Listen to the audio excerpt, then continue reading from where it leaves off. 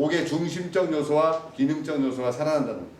그래서 5가지를 어떠한 순간에도 잊지 마시고 어떠한 고객에게도 무조건 5가지를 해줘야 된다. 요추 1번 쇄골, 횡격막, 종아리, 상경추. 종아리 부분 승산, 거기는 가재미근 또는 비복근 쪽에 종아리를 제대로 풀어주셔야 되고요. 그리고 상경추를 똑바로 맞춰줘야 되고요.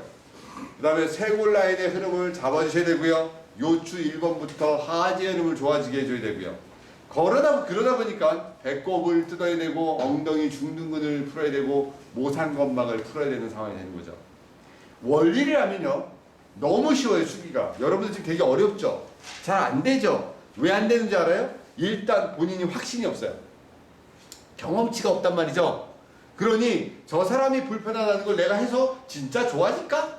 라는 두려움이 있어요. 두 번째, 그리고 나서 저 사람이 나중에 어쩌고저쩌고 얘기하면 내가 어떡하지?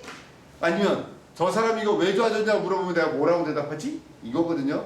그래서 제가 여러분들 강조하는 건 당신들은 일단은 원리적인 요소를 외우셔서 정확하게 해주고 누가 물어보면 신원범 파셔야지 뭐. 그죠? 나는 신원범 교수 제자입니다. 유튜브 들어가서 신원범 교수 찾아보세요. 그러면 입 나온 사람 나옵니다. 그 사람이 저의 모든 걸 알려줬고 그분의 테크닉입니다. 얘기하고 일단 가야죠. 근데 경험이라는 거는요, 결과치는 여러분들이 많은 고객을 안 해봤잖아요. 저는 30년 동안 수만 명을 해봤어요. 그래서 만드는 결과치와 데이터를 여러분들에게 알려주는 겁니다. 또 여러분들 제가 책을 많이 봤다는 거 알죠? 어떻게 알아요? 술술술 나오는 책을 어마무시한 책을 봤죠. 또 눈으로 카데바를 수없이 많이 확인했어요. 그래서 인체와 조직과 경락과 근육과 해부생리학과 먹는 섭생을 두루두루 설명하는 겁니다. 여러분들이 처음에 어려우면 쫓아하는 겁니다. 처음부터 내 것은 없습니다. 저 또한 처음부터 내 것은 없습니다. 그런데 제가 그분들의 쫓아하고 만들어가면서 이게 된 거죠. 자, 보세요. 이 카데바 이분은요 70이 넘으신 분입니다. 자, 우리가 해부학적으로 기증이 되시는 분들 있죠. 기증이 되신 분들은 바로 돌아가시면 요 대퇴동맥을 자르고 여기다가 호수를 껴가지고 몸 안에 있는 모든 피를 쫙 뺍니다. 기계를 쫙 뺍니다. 그리고 빠진 피보다 20% 정도 더해서 포르말린 액체를 몸에다 집어넣습니다. 그러면 우리가 카데바실에서 만나는 카데바는요 원래 돌아가셨을 때보다 20% 정도 불어있는 몸입니다. 이해됩니까? 그래서 해부학실에서 만나는 이 카데바들은 돌아가실 때 모습보다 약 20% 정도가 몸 안에 소독약이 더 채워져 있는 상태예요. 그러니까 배를 갈라도 피가 안 나옵니다. 피를 기가 막히게 다 빨아들여서 그 빨아들인 것만큼 다시 액을 채웁니다. 이게 바로 해야 돼요. 오래 두면 안 됩니다. 굳어버리면. 그래서 바로 진행되는 분인데 이분은요 20% 푸른 몸이 이 정도입니다. 얼마나 많이 병원에 시달렸었는지 그러셔요. 그래서 70 한 서너 정도 되신 분인데 제가 이거를 사진을 찍은 이유가 뭐냐면 여러분들이 피부만 벗겼는데 눈에 보이는 게 지방입니다. 아무리 말랐어도 피부 밑에 지방이 있습니다. 지방. 여자들은요 더 많습니다.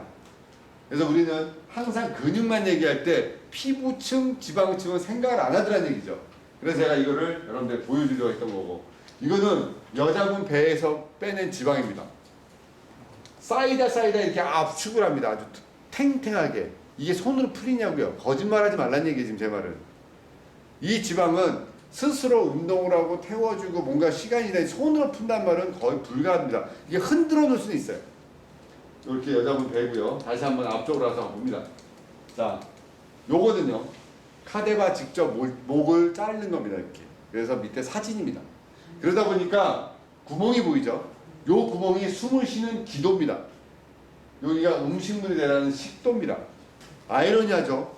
우리는 먹고 죽은 귀신이 때깔도 좋다고 목이 구멍이 먹는 게 클 줄 알았는데 오히려 숨 쉬는 게 이렇게 커요. 그러면 먹는 건 작죠. 자, 이 얘기는 어디에 중점을 둬야 돼요? 숨 쉬는 거랑 중점을 두는 치료가 우선이에요. 그게 뭐예요? 횡격막이라는 거예요. 그리고 요 혈관이 두 개가 있어요. 저는 뇌의 크기는 체중의 3%고 뇌가 쓰는 산소량은 전체 소모량의 15%에서 20%를 써요. 산소량. 그 산소량이 혈액을 타고 올라가요. 그러면 저는 머리에 올라간 혈관이 되게 두꺼울 줄 알았더니 동맥이 작아요. 정맥이 약 4, 5배 커요. 이유는 그거입니다. 올라가는 게 문제가 아니라 내려가지 못해서 터지는 겁니다. 그래서 얘가 이 정맥을 해결할 수 있는 유일한 방법이 뭐냐면 상경추를 당겨야지 피가 내려간다는 거예요. 아하, 그래서 기도가 호흡을 할 수 있는 경추 3번과 5번과 1번과 2번을 풀어서 뇌압과 혈압을 떨어뜨려주고 그 자체가 우리가 치료의 기본 포인트구나라는 그림이 여기서 나온 거예요. 원리를 제가 원리를 갖다 찾고 원리에다가 이론적 배경을 집어넣은 겁니다. 그래서 여기서부터 답이 난 거고 이거 근막입니다. 아이러니할 정도로 근막은 내가 여러 가지 사진을 또 집어넣을 겁니다. 앞으로 가서 다시 한번 봅니다.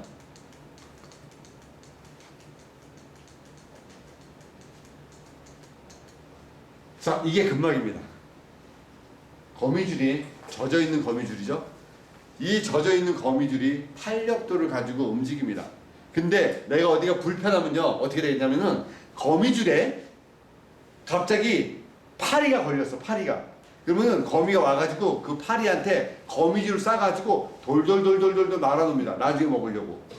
딱 뭅니다. 우리 몸이 안 좋으면 얘 근막이 돌돌돌돌 말리듯이 안쪽에서 딱 막힙니다. 굳어지면 이 부분을 원래 모세혈관 피가 막 돌아다녀야 되는데 여기에 딱 막히다 보니까 피가 안 가고 얘가 굳어버려요. 우리 이렇게 만지다 보면 뭐가 걸려요. 이렇게 저 근막이 뭉친 겁니다. 그럼 쟤를요 어떻게 풀 거냐는 거죠. 젊은 사람들은 막 만져도 됩니다. 막 그래도 갔다가 돌아옵니다. 갔다가 돌아요. 근데 지금 여기 오신 우리 요 정도 나랑 같은 또래 사람들은요 건드리면 안 옵니다. 어? 그래서 세게 만지면 찢어집니다. 어떻게 돼요? 부드럽게 갔다 왔다 갔다 왔다 갔다 왔다 계속 달래듯이 근막을 풀어놔야지 소통이 되고 피가 딱 뚫리는 순간 여러분들 그 겨울에 수도가 얼어서 물이 안 나와요. 그래가지고 우리 옛날에는 뜨거운 물을 주전자에 담아가지고 그 수도에다가 계속 물을 부어요. 그러면 갑자기 칙칙칙 그러면 물이 틱 나오면서 물이 쫙 나오죠. 그죠? 마찬가지로 근막이 굳으면 이쪽으로 뭔가 소통이 안 됩니다. 소통이 안 돼. 피가 안 통해요. 근데 갑자기 이게 딱 근막이 열리면서 막 풀리기 시작하면 혈액이 돕니다. 미세하게 피가 들어가면서 이쪽에서 치유 반응이 일어나면서 어떻게 돼요? 열이 납니다. 오, 열나. 여기 앞 원장님 했던 열나. 두 번째, 욱신욱신거립니다. 왜? 뇌에서 거기를 인지해가지고 이제 막 NK 세포나 치료하는 세포를 보내면서 화끈화끈 욱신욱신거리면서 더 아파. 차라리 만지지 말 걸 그랬나 봐. 아니요. 뭔가 반응이 일어나는 겁니다. 그래서 우리는 이 근막을 부드럽고 지속적으로 계속 자극을 줘서 풀어야 됩니다. 자, 보세요. 또 요렇게 떨어집니다. 근막을 부드럽게 뜯으면 이 조직 우리는 근육을 보고 관리하지만 사실의 모든 문제는 이 근막과 근육이 연결되는 부분을 답이 있습니다. 그래서 제가 여러분들에게 8월 달에 근막이라는 강의를 해주려고 했던 것도 그겁니다. 파샤라는 단어를 가지고 계속 한번 파고 들어가 보자. 그래서 여러분들이 공부할 수 있는 그림을 한번 보다 보면 고객을 이해하는 관점이 좀 더 커지지 않을까라는 거죠. 제가 느끼는 것 중에 하나가 자기가 아는 것만큼 세상을 봅니다. 공부를 한 것만큼만 고객을 대합니다. 근데 여러분들이 경락도 공부하고 근육도 공부하고 해부생리도 공부하고 그 다음에 근막 조직에 대해서도 보게 되고 노인성 질환에서 공부하고 제가 있는 거 다 공부하고 응용근 신경학 공부하고 했더니 이거 아는 게 이만해지면 경우의 수가 되게 많아져요. 근데 딱 한 가지밖에 모르면 그거밖에 못합니다. 그래서 너무 길게 시간을 잡지 말고 주어진 시간 안에 저랑 많이 좀 하자고 제가 여러분들에게 계속 강요합니다. 자, 그래서 근막을 이해하시고 그리고 이 근막을 하나하나씩 끊어지지 않게끔 우리 젊은 사람들은 여기가 촉촉가 되니까요. 진짜 우리 나이 또래 되면 저기 물기가 빠져가지고요. 만지면 푸석푸석합니다. 그리고 만지면 뭔가 되게 좀 뭔가 뭐라죠? 이게 동작도 잘 안 나고 문제가 돼요. 저기를 계속 천천히 계속 풀어서 부드럽게 만져야 돼요. 그래서 제가 노인분들의 치료법은 젊은 사람들하고 틀리게 해야 된다 자꾸 강조합니다. 근데 우리는 책은 무조건 젊은 사람들에 맞춰서 책이 나와 있다는 거예요. 그게 잘못됐다는 거예요.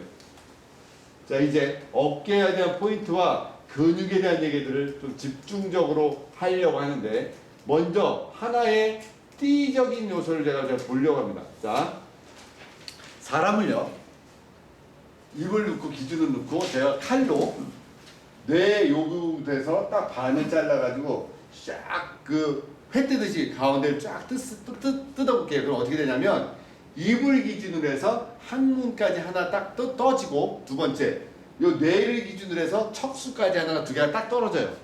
봐봐, 입에서 들어가서 항문으로 나오는 거 하나의 관이고, 뇌에서부터 척수로 내려가는 신경이잖아요. 요 두 개를 하나로 붙이는 거야.